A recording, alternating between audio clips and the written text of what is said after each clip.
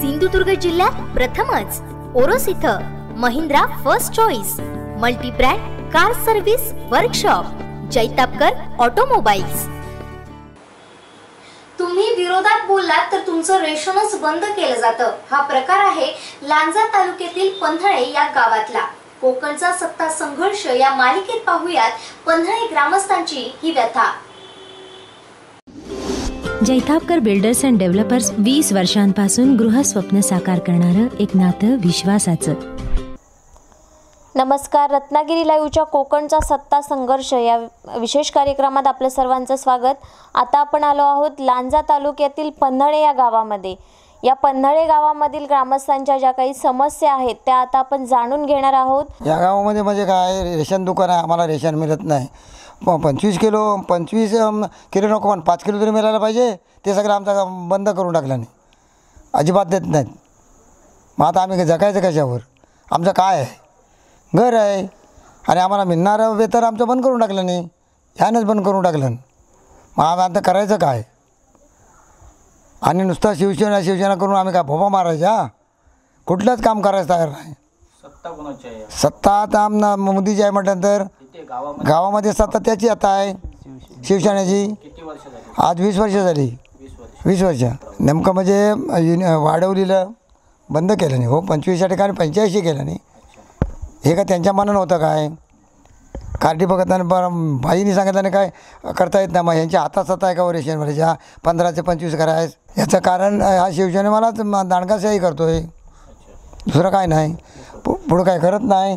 मग आम्ही काय करायचं? हलवाई गेली तर मग पुढचं बंद करतात।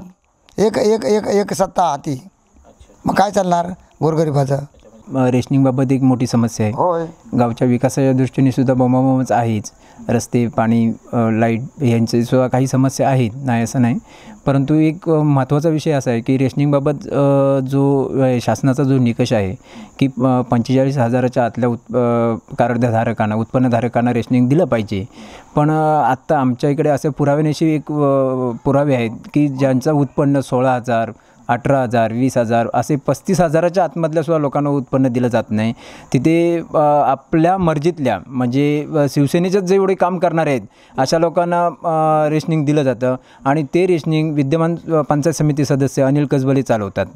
आज ह्या संदर्भात आम्ही रेशनिंग पुरवठा विभाग, रत्नागिरी जिल्हा पुरवठा कार्यालय यांनासुद्धा लिखित पत्राद्वारे कळवलं होतं। त्यावेळी लांजा रेशनिंग पुरवठ्याचे अधिकारी ते आले असता, आमच्या चौकशी कामी आले असता, आमच्या 21 लोकांची तक्रार होती। 21 लोकांची तक्रार चालू असता म्हणजे चौकशी चालू असता, अधिकाऱ्यांच्या समक्ष चौकशी चालू असता, पण शिवसेनेचे 25 कार्यकर्ते येऊन तिथे आमच्या ह्याच्यामध्ये गदारोळ केला नाही। म्हणजे असा गदारोळ झाला की पुरवठा शाखेचे जे कर्मचारी आले होते त्यांना पोलीस स्टेशनला फोन करण्यात पण तिथे एवढी बाचाबाची झाली। आता असा जर आमच्यावरती अन्याय जर होत असेल तर आम्ही काय करायचं सामान्य लोकांनी? आज जर आमची तक्रारसुद्धा रेशनिंग पुरवठा विभागातून एवढी दखल असा काही विषय नाही की अक्षरशः आम्ही ज्यावेळी जायचो टेंगलाटेंगलीची उत्तरं द्यायचं, ते वराडे म्हणून आमच्या इकडे अधिकारी आले होते, त्यांनी अक्षरशः आम्हाला आम्ही त्याची प्रत मागितली होती की त्यांनी सांगितलं की आम्ही तुम्हाला 8 दिवसात देऊ। आम्ही 8 दिवसाच्या नंतर खेपा मारायला सुरुवात केलं, जवळजवळ आम्हाला ते 2 महिन्याने प्रत आम्हाला मिळाली। जो आम्ही अर्ज केला होता तो सुद्धा गहाल म्हणून सांगितला। लास्टला परत आम्ही तिथे जाऊन जो काय आपला तो विभाग असतो अर्ज त्यांच्याकडे जाऊन परत चौकशी केली की खरोखर आमचा अर्ज कसा गाळ झाला। तर त्यावेळी त्यांनी रजिस्टरला नोंद बघितली की अर्ज आहे तुमचा, तर तुम्ही आपले ह्यांच्यामध्ये पुरवठा शाखेमध्ये तुम्हाला तुमचे ते कागदपत्र मिळतील। मग त्या हिशोबाने त्या दिवशी आम्हाला ती कागदपत्र मिळाली। परंतु असा विषय झाला इथे ग्रामपंचायतीचे सरपंच, पंचायत समिती, जिल्हा परिषद सदस्य किंवा आमदार खासदार हे सगळे शिवसेनेचे असल्यामुळे ना आमच्या प्रश्नाबाबत कुणी दखल घेतलेली नाही। अक्षरशः आमच्या सामान्य माणसांचा आवाज दबवण्याचाच प्रयत्न केलेला आहे। त्याच्यामुळे आम्हाला असं वाटतं की खंबीर नेतृत्व असलं पाहिजे आमच्या पाठीशी, म्हणून आम्ही निलेश राणे साहेबांसारख्या माणसाची साथ धरलेली आहे आणि आम्ही ह्या टायमाला त्यांनाच निवडून देणार एवढं मला सांगावंसं वाटतंय। शासनाच्या निकषप्रमाणे 65% लोकांना ते त्या कॅटेगरीमध्ये बसवायचं होतं, परंतु त्या कॅटेगरीमध्ये अशी लोक आहेत की ज्यांच्याकडे किमान महिन्याला 10,000 8,000 पेन्शन येते ज्यांचा मुलगा एखादा BMCला आहे, अशा चांगल्या हुद्द्यावरती कामाला आहेत किंवा ज्यांची आर्थिक परिस्थिती सुद्धा चांगली आहे, अशा परिस्थितीने सुद्धा त्या लोकांना धान्य दिलं जात आहे. फक्त इथे राजकारण हाच एक विषय आहे की माझ्या मर्जीतल्या लोकांनाच मी धान्य दिलं जात आहे. त्यांच्या विरोधात समजा बोललात तर की त्या 1-2 महिन्याच्या नंतर त्यांना रेशन बंद, त्याचं उत्पन्न वाढून हे. आता आमच्याकडे असा एक पुरावे आहेत की हे सीताराम जोशी म्हणून यांचं 2012 साली त्यांचं 28,000 उत्पन्न होतं. एक वेळ अशी आली की त्याच्याशी थोडंसं म्हणजे पंचायत समिती सदस्यांच्याशी थोडंसं विरोधपणा आल्याबरोबर त्याने ह्यांची महिला म्हणजे पत्नी जवळजवळ 55-60 वर्षाची महिला आहे, तिच्या रेशनवरती जाऊन तिचे फॉर्मवरती सह्या घेतल्या आहेत आणि ह्यांचं डायरेक्ट 80,000 रुपयाचं उत्पन्न बनवून ह्यांना रेशनिंग बंद. म्हणजे अशा आमच्याकडे बऱ्याचशा समस्या आहेत. जवळजवळ आम्ही 22 तक्रारदार आहोत, अन्य आहेत, पण लोक तोंड उघडत नाहीत की कारण शेवटी पक्षाची कुठेतरी हे आहे, मेजॉरिटी असल्यामुळे त्यामुळे लोक घाबरतात. शिवसेनेची दहशत आहे म्हणून काही वर्ष आम्हाला प्रति कुटुंबाला 3 लिटर रॉकेल मिळत होतं. 1-1.5 वर्ष 2 वर्ष जवळजवळ 2च लिटर. मग त्याच्यानंतर आम्ही वारंवार तक्रार केल्याच्यानंतर आत्ता आम्हाला 3-4 महिन्यापासून 3-3 लिटर रॉकेल मिळायला चालू झालं.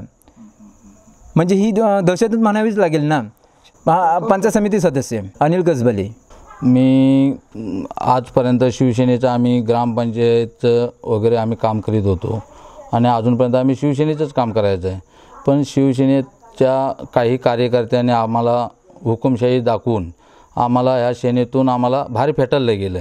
कारण जे काही गोष्ट आता मसने यांनी सांगितलं, रेशनिंगचा एक विषय किंवा असे बरेचसे विषय आमच्या समीक्षा होत्या. त्या समीक्षा भौतिकच्या की ह्या लोकांनी शिवसेनेची दांडगाव करून आमच्यावर सगळा दबाव ठेवला नाही आणि त्याच्यामुळं आम्ही 10-20 मुलं आम्ही बाहेर पडलो. आणि बाहेर पडल्याच्या नंतर आता आम्हाला काय वाटलं की बा ह्यांचा सगळा शिवसेनेचा दबाव आमच्यावर असेल तर आपण कुठच्या तरी पक्षाची म्हणजे हे केलं पाहिजे. मग आम्हाला वाटलं की आता स्वाभिमान पक्ष की खरोखर नेतृत्व चांगलं आहे की राणेसाहेबांचं. आता राणेसाहेबांना आम्ही सहकार्य करणार. रस्त्यांचा, पाण्यांचा, वीज काय आता पोल वगैरे तुटून पडलेले आहेत, वीज पोल, ह्या पण विषय आम्ही ग्रामपंचायतीच्या माध्यमातून, ग्रामसभेच्या माध्यमातून आम्ही ठेवलेले आहेत. त्याच्याकडे पण दुर्लक्ष सगळं आहे. रस्त्यांचा आता आपल्याकडे एक विषय, आता एक पंतप्रधान सडक योजनेचा झालेला रस्ता, त्याची पण दुरावस्था आता झालेली आहे. ते आपल्याला सर्वांना दिसते आहेच. बाकी वाडीतून विषय तसेच स्थगित आहे. आज इतके वर्ष शिवसेनेची सत्ता असून 20-22 वर्षे शिवसेनेची सत्ता असून की वाडीतून जोड रस्ते, मेन रोडवरून जोड रस्ते अजून त्या ह्याच कंडिशनमध्ये आहेत. मातेरू खडीचे ह्या संदर्भात आम्ही काय आमच्याकडे कधी आमदारांनी स्वतः इथे येऊन बसून कधी चर्चाच केली नाही. खासदार पण नाही. खासदार इथे लांजा गावामध्ये नाही की आमच्या गावापासून लांजा तालुक्याजवळ की आमदारांच्या बैठकी वगैरे होतात, आमदारांच्या खासदारांच्या, त्या तिथे एखादा आमसभेला वगैरे विषय असं उपस्थित होतात तेवढेच. ते फक्त कागदापुरते की अस्तित्वात काहीच नाही. राष्ट्रीय पेयजल योजनेच्या माध्यमातून गेली 6 महिन्यापासून एक ग्रामपंचायत माध्यमातून जो विषय आला होता, आम्ही ग्रामस्थ सर्व तयार होतो. त्यासाठी बक्षीसपत्र वगैरे जे करण्याचा विषय होता, तर ते विद्यमान ग्रामपंचायत सदस्य आमच्या इथले आहेत, आमच्या वार्डचे, त्यांच्या माध्यमातून ते बोलले की आम्ही करून देतो तुम्हाला. पण आजता काय तो प्रश्न काय झालेला नाही. ग्रामपंचायत आम्हाला ग्रामस्थांना वारंवार सांगायचे की तुम्ही कागदपत्र करा, हे करा, ते करा.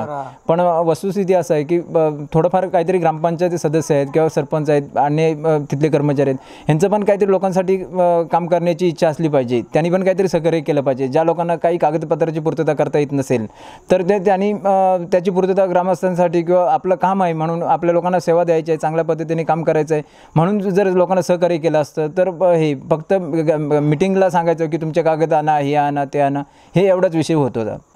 मला तर नक्कीच वाटतं आहे की निळेश साहेबांसारखं जर नेतृत्व आमच्या रत्नागिरी जिल्ह्याला मिळालं तर खरोखर बरेचसे प्रश्न नक्कीच निकाली होतील आणि खरोखर सुटतील याची मला खात्री आहे.